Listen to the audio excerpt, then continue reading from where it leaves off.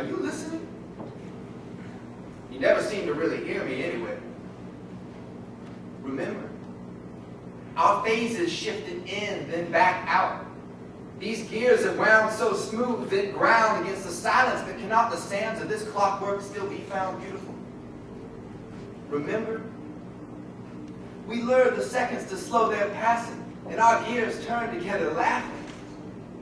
Remember, our bodies rocking through the night until the dawn when we found each other eyes to eyes, and in each other's converging light visualized the time ahead when the flashes of our love's fireflies would burn out.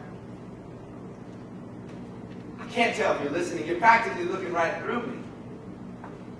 Do you remember our nakedness? The graces of tongue against flesh, the tangled mesh of legs radiating desires which kept us from reading the hands to come? So we could come a few more times, we ignored the clock's crescendoing drum.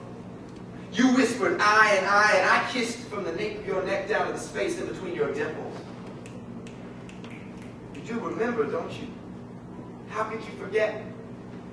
While the earthquake shook our clockwork, we used each other's sex to stay afloat above the rising tide, averting eyes from the hands we knew would reveal an inevitable tear in this scarlet tapestry, because our clockwork's ink was too sweet. And our melodies, like lonely lips, wet wisps for lonely lips, rang too loud for us to consider their cessation.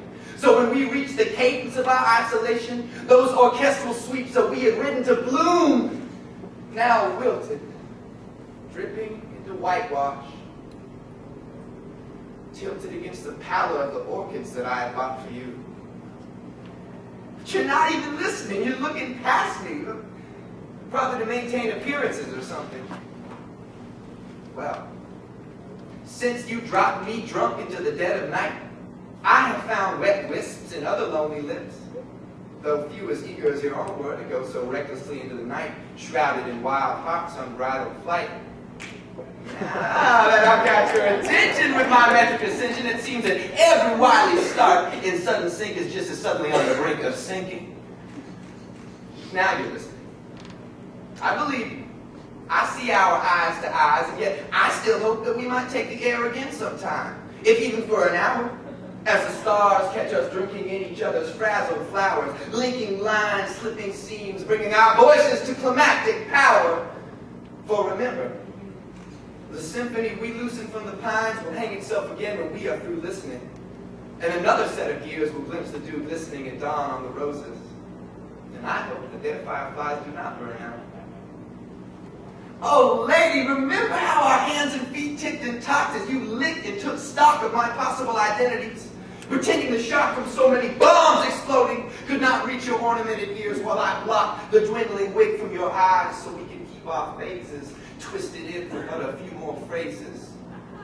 Though the soft sands eroded and sifted through the drifting fingers of this faded clockwork's graded chases.